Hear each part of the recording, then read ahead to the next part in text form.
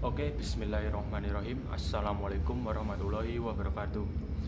Perkenalkan, nama saya Hanifuddin Hadi Wicaksono, NIM 196151092 dari kelas TPI 2C.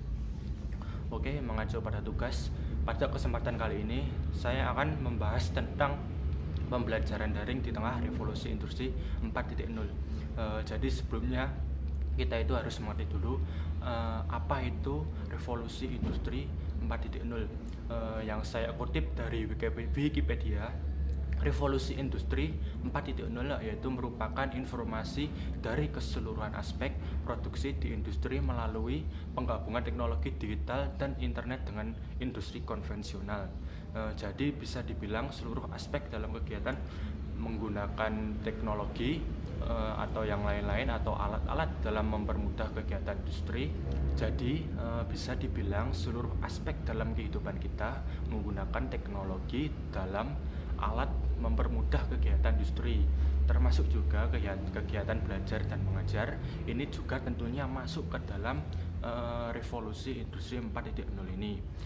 Untuk menyikapi hal itu, masyarakat tentunya merasa bahagia, khususnya bagi pelajar dan mahasiswa, karena akan lebih memudahkan dalam mengakses segala informasi, pengerjaan tugas-tugas, dan diskusi.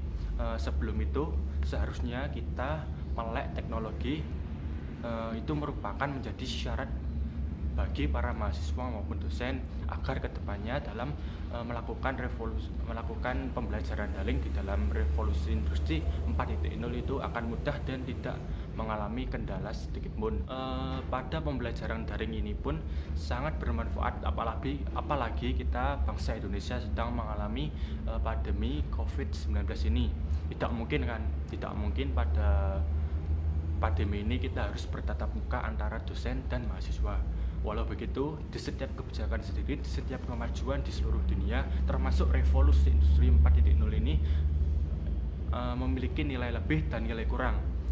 Nilai lebih tersebut kita dapat mempelajarinya dan mengembangkannya sehingga dalam nilai lebih tersebut dapat berkembang lagi, lebih baik lagi di suatu hari.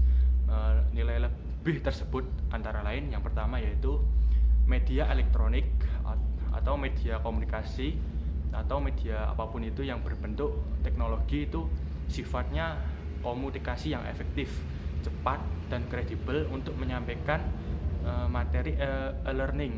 Yang kedua, media elektronik mencakup wilayah yang sangat luas untuk mahasiswanya yang tinggal di desa.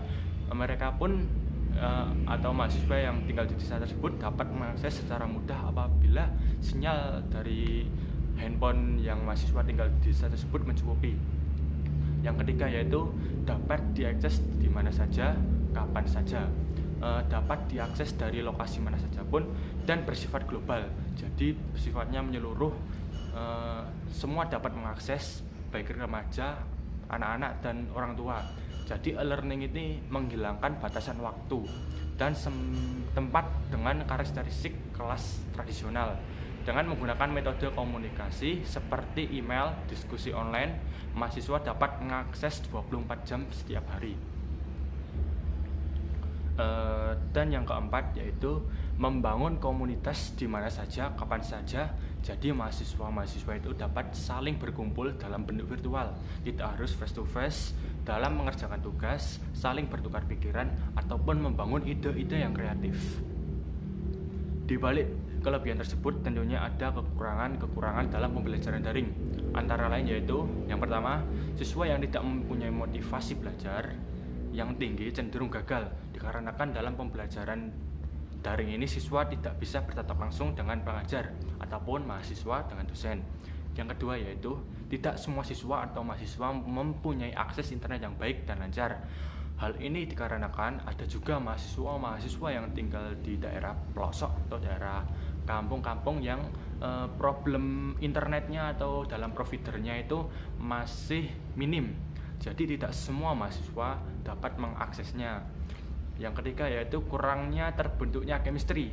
Chemistry itu kayak keterkaitan antara mahasiswa dan dosen, dikarenakan tidak adanya face to face ataupun bagi dosen hanya pun bisa memahami mahasiswanya melalui visual tidak secara mendalam.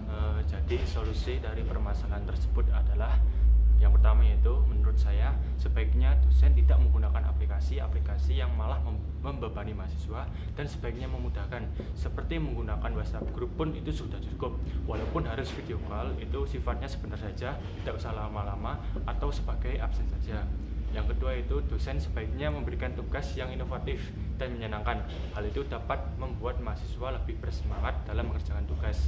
Dan yang terakhir yaitu pendekatan antara dosen dan mahasiswa secara individual. Jadi lama-lama dapat terbentuk walaupun melalui daring. Maksudnya itu chemistry antara mahasiswa dan dosen.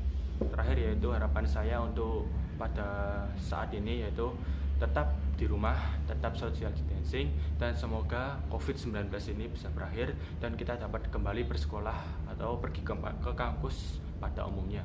Terima kasih. Assalamualaikum warahmatullahi wabarakatuh.